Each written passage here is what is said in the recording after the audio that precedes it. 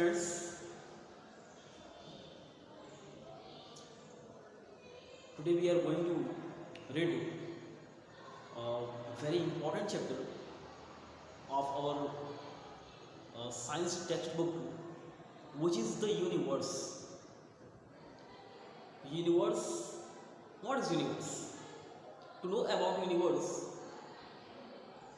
every person is very excited to know about this universe, to know about space, to know about earth, to know about sun.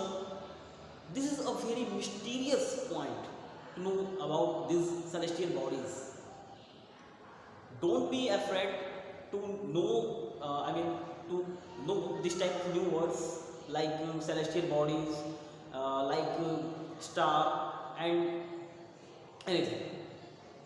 Today in this video I will clear every point for you very smoothly. Okay, let's start the video.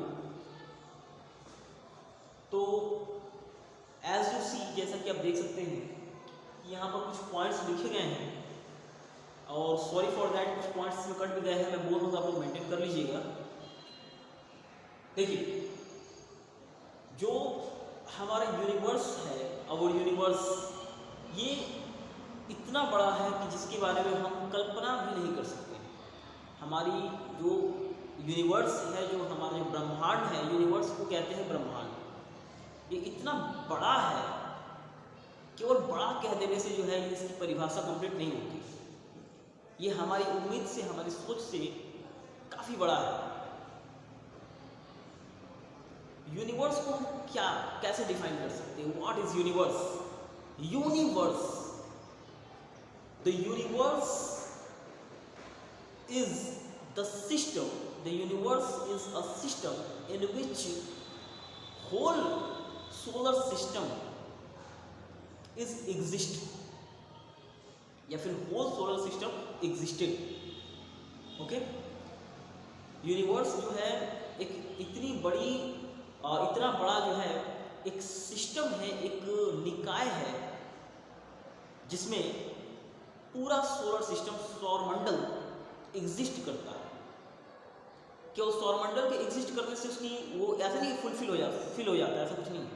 अभी सौरमंडल जैसे बहुत सारी जो सौरमंडल है, जो हमारा सोलर सिस्टम है, जो 9 प्लैनेट्स और 8 प्लैनेट्स, ठीक है, पहले 9 प्लैनेट्स हुआ करते थे, अब 8 प्लैनेट्स हैं, प्लूटो समाप्त हो चुका है।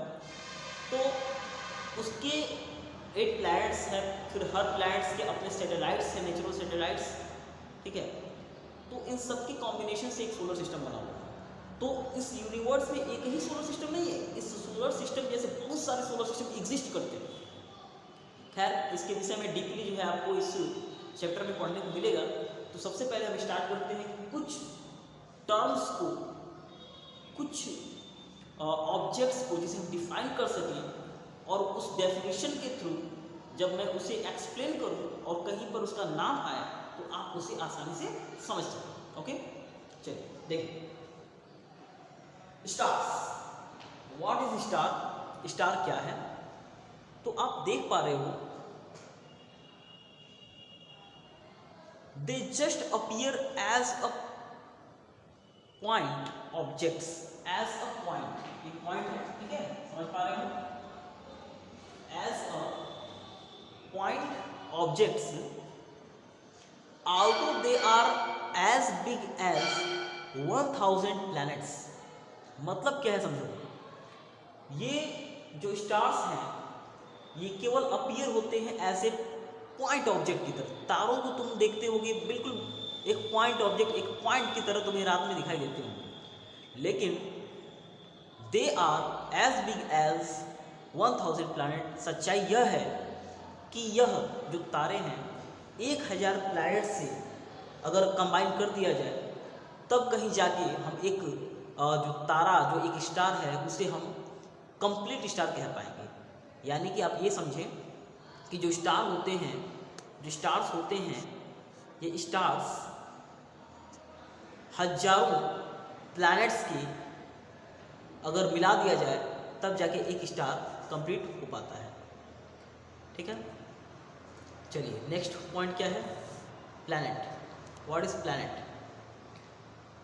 तो planets don't have their own light and they reflect the light,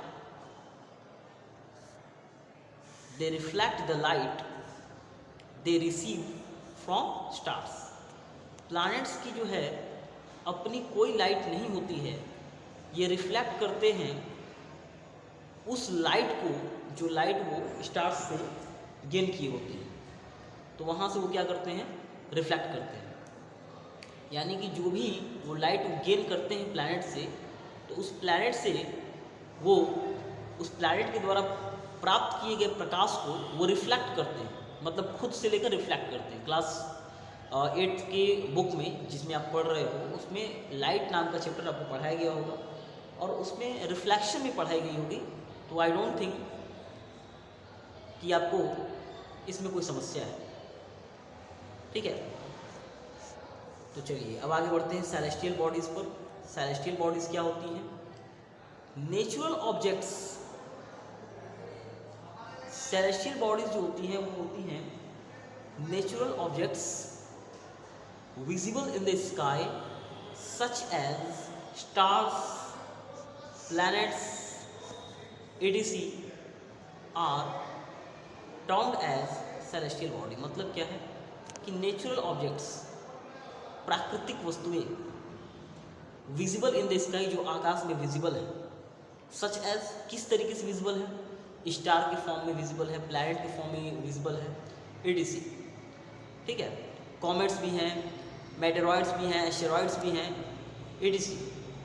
are termed as celestial body. इन्हीं को जो है सेलेस्टियल बॉडीज़ कहा जाता है। ऐसे ही जो है बॉडीज़ को, ऐसे ही ऑब्जेक्ट्स को सेलेस्टियल बॉडीज़ कहा जाता है। इसके बाद आते हैं सन पर। सन क्या है? Sun is the glowing ball of gases. जो सन है वो जलता हुआ आग का एक गोला है। And sun is medium size star. Sun जो है वह एक मीडियम साइज का स्टार है, यानी कि सन जो अभी जो सन की जो आप साइज को समझते हो, अभी वो सन अन्य तारों से काफ़ी छोटा है, अभी मीडियम साइज का स्टार है ये।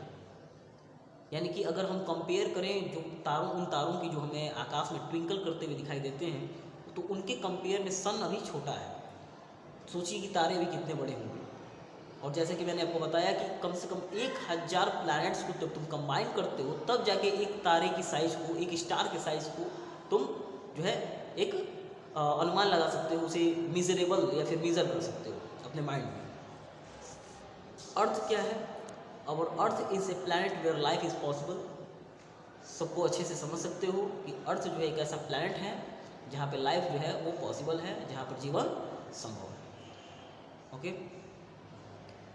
तो इस वीडियो में हम इतना ही जानेंगे। नेक्स्ट जो है हम नेक्स्ट वीडियो में देखेंगे। इसका आप नोट्स बना लेंगे साफ साफ, ठीक है। मैं इसको एक बार अच्छे से राउंड कर देता हूँ। बुक में भी लिखा हुआ है, तो आप इसका नोट्स बना सकते हैं अच्छे तरीके से और इसे आप लर्न करेंगे। That's all, thank you.